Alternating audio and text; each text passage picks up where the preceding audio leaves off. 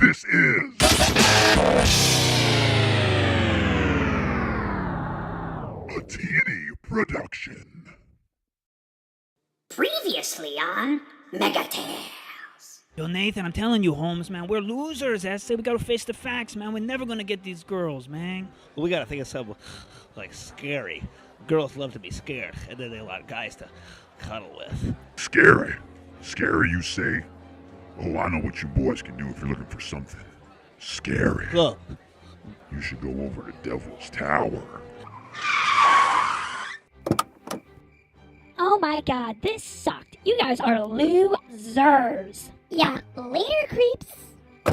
We just drove around backwards in a circle, and nothing happened. It wasn't scary or strange.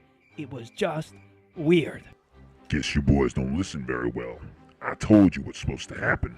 The devil appears, scares the crap out of anybody. But you forgot one important detail.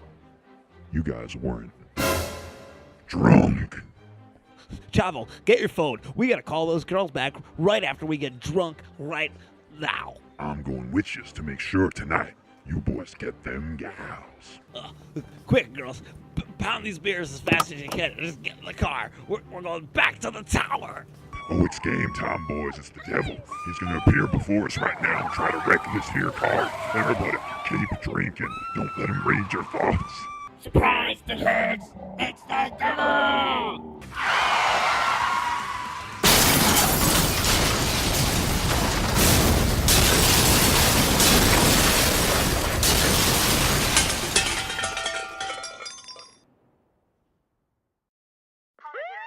Holy crap, look at all these dead bodies! There was a massacre here! There's flaming wreckage everywhere!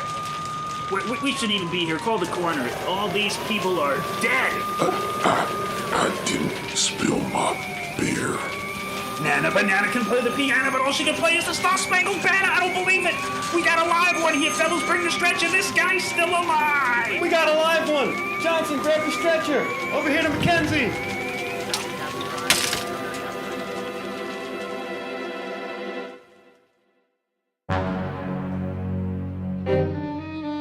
Megatales presents The Tale of Devil's Tower, Part 2. Speak of the Devil. Brimstone. Hellfire. Sacred scrolls. No more. The demons. No. Where the hell am I? Take it easy, take it easy. You're at the John F. Kennedy Memorial Hospital. You've been slipping in and out of consciousness all week. You gotta take it easy now. A week? I've been here for a week already. I gotta get out of here. I gotta get this stuff off me. I gotta get out. Now, just relax. You can't start ripping hoses out of you already. My name's Lenore. I'm your roommate here. I'm in here because I got a problem with my kidney stones. Man, I'm not gonna give you my medical history, but I'm kinda interested in yours. I hear you talking in your sleep at night, Mr. Moulson is what it said on your charts. Sounds like you got a lot on your mind. Why don't you tell me about yourself? Get to know each other while we're here. Well now, ma'am, I don't mean to be rude, but my story's a long, dark, twisted tale. Well, I got two options. Stay here in this hospital till I die, or get released and go live with my son-in-law, who's a real piece of shit. So I want to stay here as long as I can. I got time. Tell me your story, son. Well, it all started way back when my pappy was just a young businessman. He was sitting at the bar one night, pondering over his most recent failure.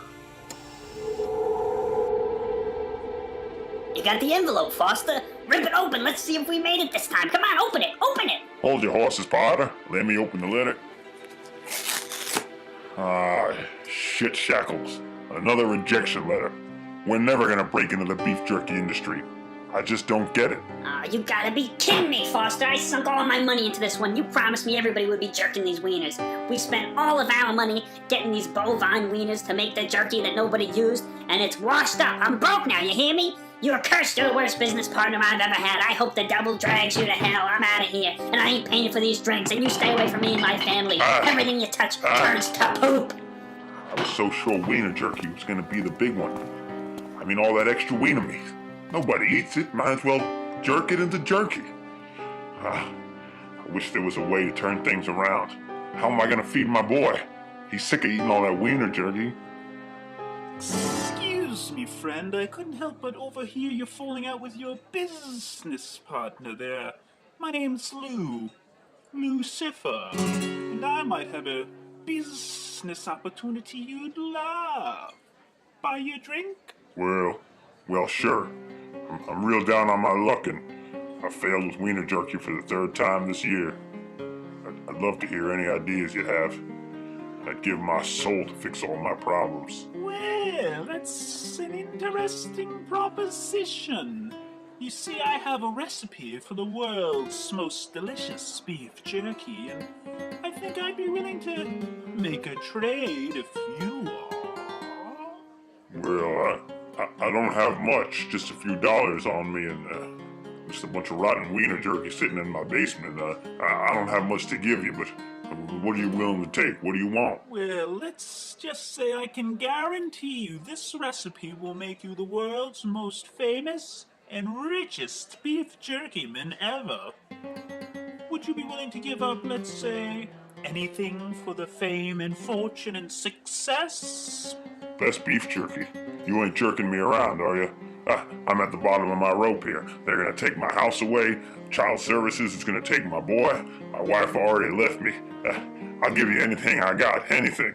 Well, that's perfect, because I'll give you this recipe right now in exchange for, let's say, your son's soul. His soul? That's a mighty interesting transaction. I wouldn't even know how to get it out of him. My boy's soul, I guess if I can get that best beef jerky, you bet I'll give you his soul. You tell me how to get that soul to you, and it's yours, Mr. Lou. That soul is yours. Splendid. Here's the recipe, and let's shake on it. And just so you know, one day I will come calling to collect what's mine.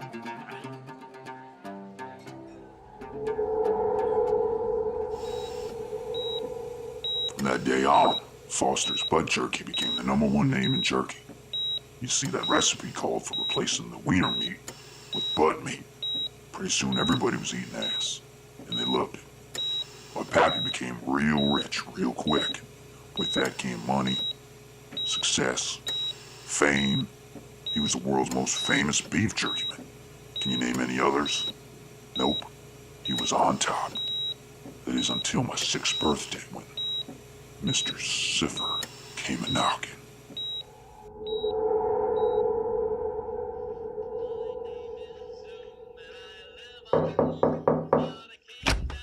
Hello there, Moulson. Foster, good to see you again. I've come for what's mine. Mr. Cipher, we were just celebrating my boy's birthday. Won't you come in to my mansion? It seems you're doing quite well for yourself.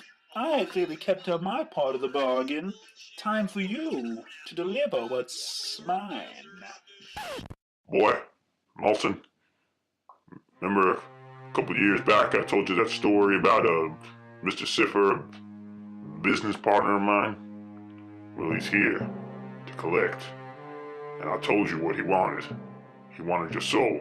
I didn't think he'd really come. I thought he was just a drunk, crazy guy. I mean, I was a drunk, crazy guy. We were just having a conversation between two drunk, crazy guys. I didn't think he'd show up. I'm sorry, boy. I'm sorry about all this. Now you see, Miss Lenore, for 6 years straight on my birthday, my pappy'd get drunk, break down, and tell me that story. He always said it was just some crazy business partner and not to worry about it, but even at that young, tender age, I knew. My dad had made a deal with the devil, and my soul was on the line.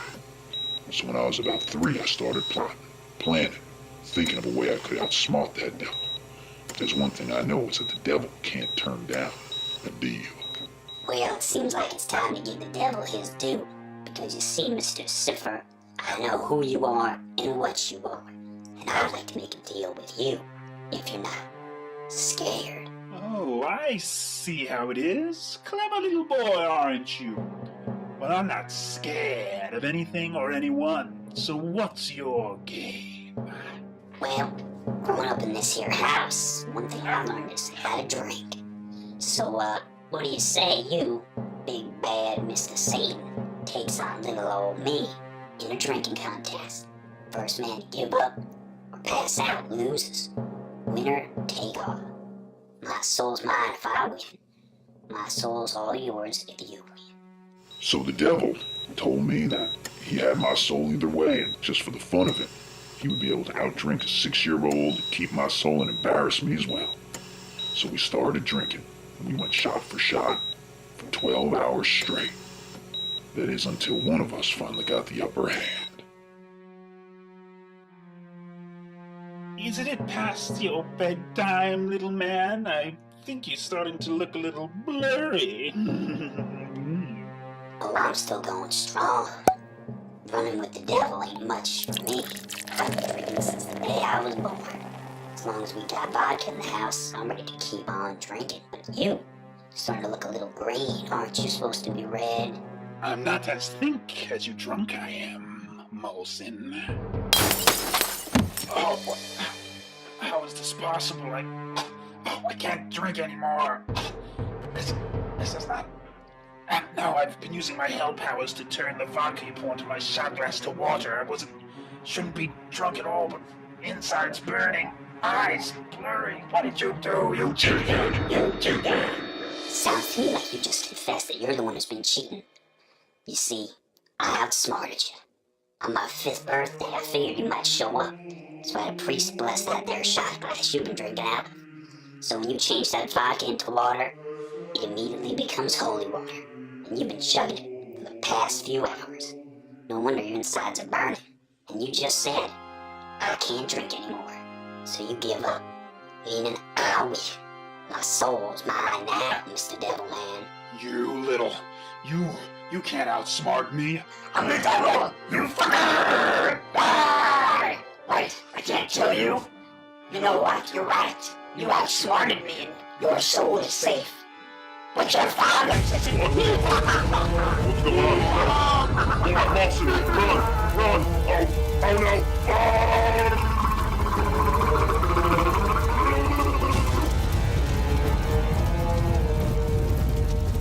See, I outsmarted the devil, and I knew he couldn't turn down a deal.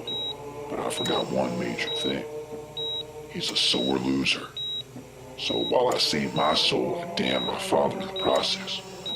The devil was so infuriated when he lost that he dragged my daddy down to hell. His soul's been locked in that fiery pit ever since.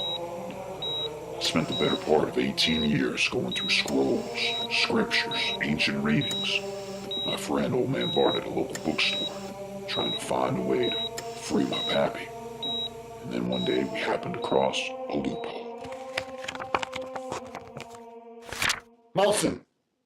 Moulson, look here, I found the answer. I found the loophole in this ancient book here with this scroll. The tower. The Devil's Tower. It's actually a giant antenna to hell. A gateway between our world and Satan's. Yes, it all matches up. All the research we did. If you look back here, 2 brothers back in the 1800s drove their carriage around it 6 times in reverse while drunk and trying to commit the sin of lust by courting 2 women. One was really fucking fat.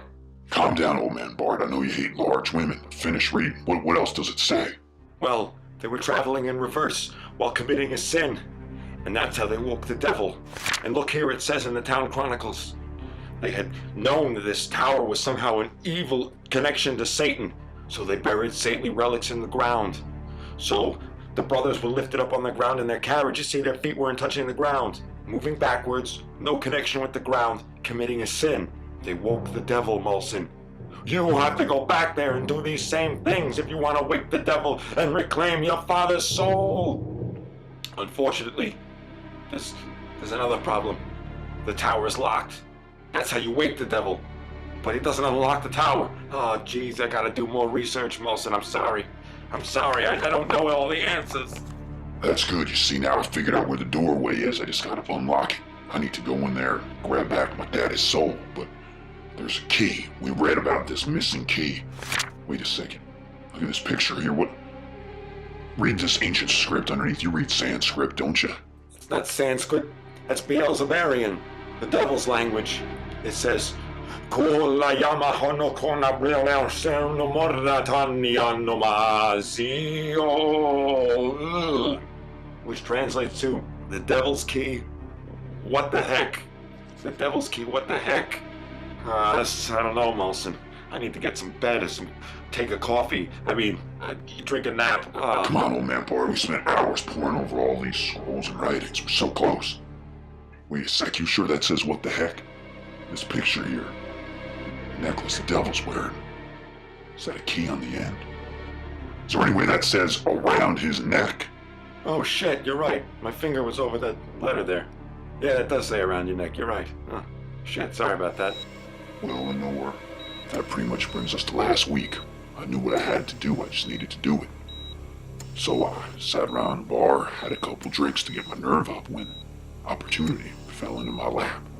2 young boys were out trying to impress some girls, so I told them about the legend.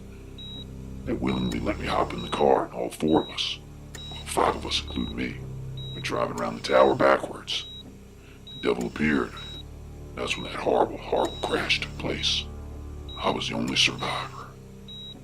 I see, I think I get it now. So those boys were trying to commit the sin of lust, and you were all drinking and moving backwards, which is the devil's direction, and your feet were all off the ground because you were inside the car. So that's how you contacted the devil. But I don't get it. Why did those 2 boys have to die? Why did you need them? And how come you didn't succeed, Moulson? That's the only part that confuses me. Well, when it comes down to it, I just needed those boys because they had a car, you see. I had so many DUIs before I was even 15, I never was allowed to legally have a license. I didn't want to break the law or nothing, just on account of trying to one-up the devil. So I needed their help and their wheels in order to make this whole thing happen. As far as not succeeding goes, I succeeded. The devil showed up, and he was so excited and distracted, didn't even recognize me. It's been years since he saw me, and when I saw him, I was able to quickly snatch this here key right off his neck. But I don't know if I'm ever going to use it. What? Why wouldn't you use the key? You went to all that trouble. That whole car crash. You have to use the key, Moulson. Your father's soul is in eternal torment forever. You have to go back.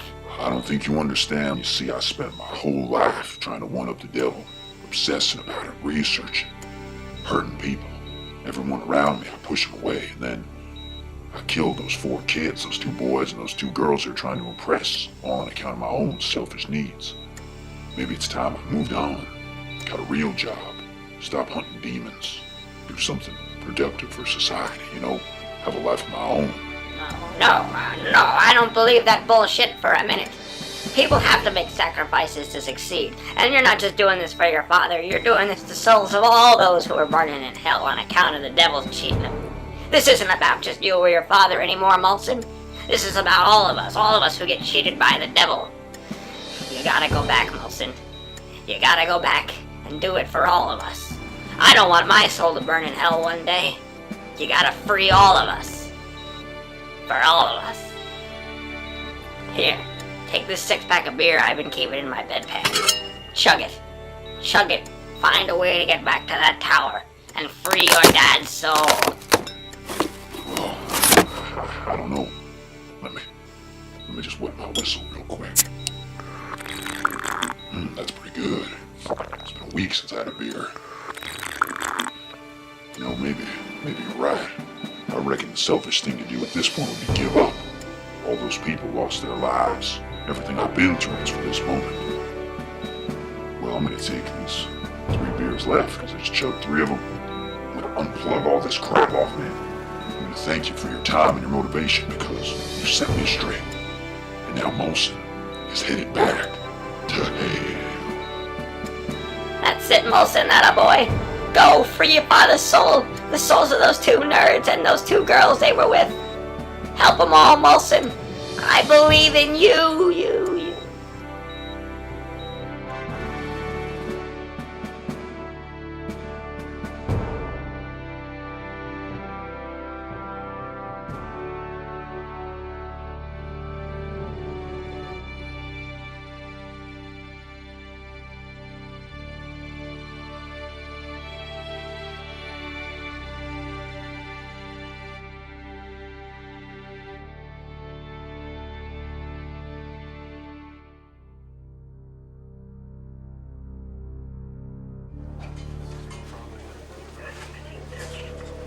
Hello, Miss Lenore. I'm your new doctor, Dr. Siffer, and I'm hoping we'll have more fun, a better time than with your previous physician. And looks like on your chart it's time for your sponge bath, so I'll be washing your hair now, if that's okay.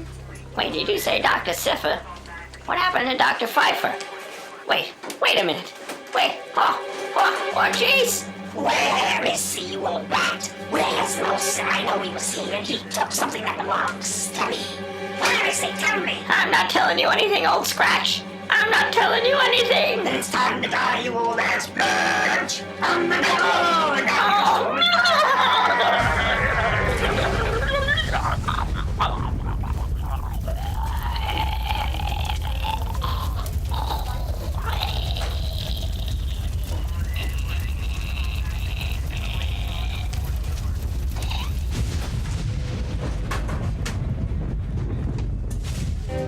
Thanks for listening to Megatales.